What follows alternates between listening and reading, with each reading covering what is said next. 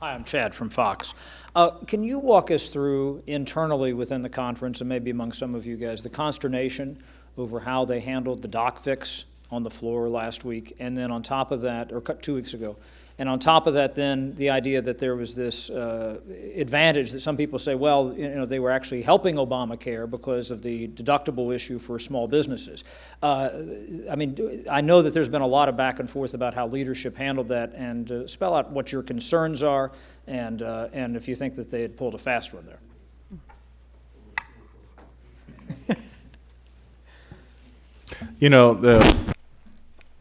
The issue is an issue of trust. And if you want to have a majority that is governing and a majority that is following the leader, the rest of us need to be in a position where we trust our leadership. And when they pull tricks like that, they do it in a very paternalistic way. In fact, the explanation to us was that it was better for us because this was the best result that we could get, and it was better that they did it this way, because if we actually would have given our stamp of approval or a stamp of disapproval, the end result would have been worse. And I expect that from Democrats, to be paternalistic, because that's what the Democratic Party is all about. It's about telling America that they know better, that they can have a group of people in Washington, D.C. make decisions for them, and that group in Washington, D.C. knows better than the rest of America. I do not expect that from Republicans, and I especially don't expect that from my Republican leadership. So if we're going to move forward in a way where we're actually changing America and we're changing the way that we're governing, we can't be playing tricks on ourselves. Because the American people, this is why Congress has a 9% approval rating. Because they know that it doesn't matter if Republicans are in control or Democrats are in control. What ends up happening is that politicians always play tricks on the American people. And when you have the politicians actually playing tricks on their own party and their own members of Congress, then I think that erodes the trust that the American people have on the rest of us. And I think that's what was most disappointing. So we need to figure out how we can actually gain the trust of the American people. And that's one of the reasons why why the Republicans have always said that they want to do things in the open. They want to do things in a way that have transparency, and that move was very disappointing for, I think, the majority of us. Chad, a couple things, and I'll try and do this without cursing because I know it offends my friend Mr. Jordan when I do that. Exactly.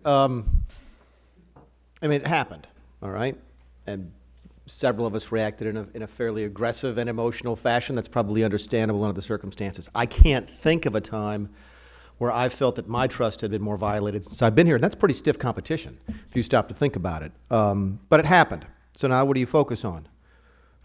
We. And when I say we, it's not just the conservatives. I think one of the things that folks are missing here is that the negative reaction to what happened goes well beyond and much deeper than the group of people that you see up here.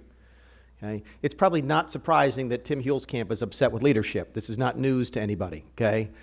But the discord over this vote goes much deeper than just this group of people. So when I say we, it's more than just the 5 or 6 people you see on this dais. What have we done? We have asked them to fix it. For example, pay for it. Ask them to, as a token of goodwill, show us that they will use the power that we have given them to help pay for things just the same as they'll use it to spend for things. Okay? That the power was used to spend money last week. Prove to us that you can also use that power that we give you to help save some money. We've also asked them to give us assurances that it won't happen again.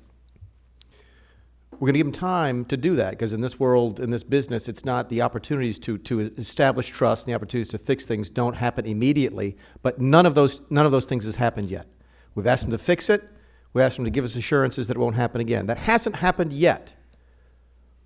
I know I speak for more than just myself when I say that we'll give them time to do that, but that has to be done. If those steps are not taken, then there has to be some type of reaction in the future. You cannot let this go without having some type of commensurate and proper response.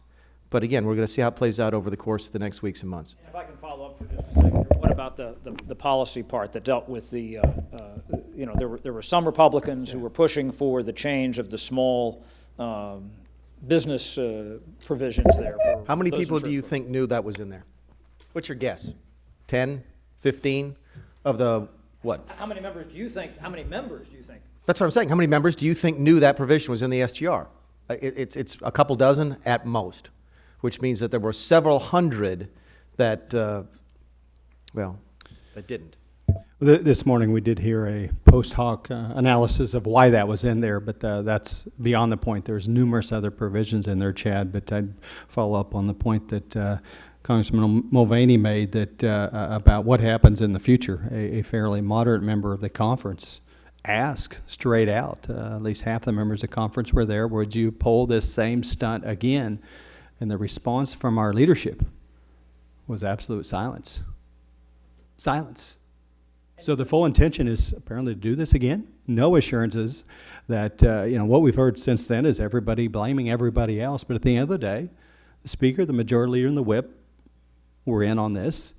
We each received 3 emails about things not moving quickly on the floor. And the last one is stand by. We're going to have a vote very shortly. And they did, a voice vote without us there.